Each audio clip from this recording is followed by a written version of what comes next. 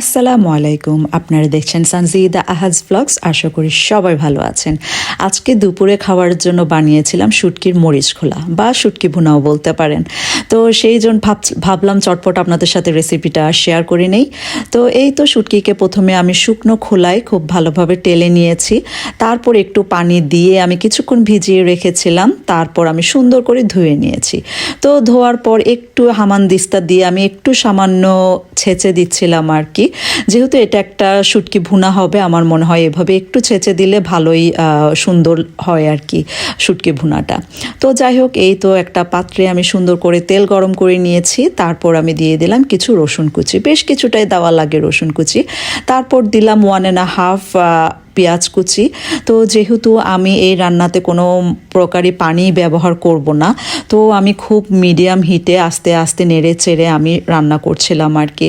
তারপর একটা মশলা বানিয়ে নিচ্ছি, সেটা হচ্ছে মরিচ আর খালি হলুদ, আর তেমন কিছুই লাগে না শুটকিতে।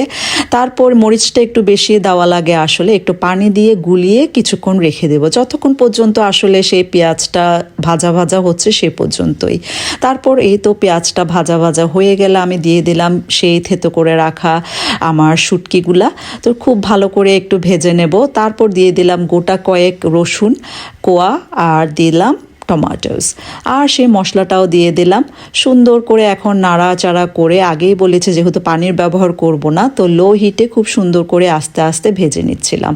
তো এই তো মোটামুটি মানে অনেকটাই হয়ে গিয়েছে এখন রসুনটা সিদ্ধ হওয়া পর্যন্তই।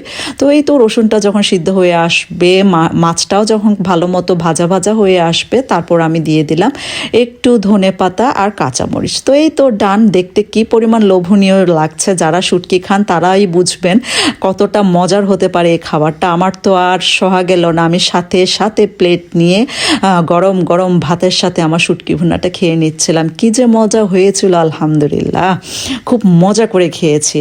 তো এই তো আমার আজকে ছোট্ট একটি রেসিপি আপনাদের সাথে শেয়ার করলাম। আসসালামু আলাইকুম।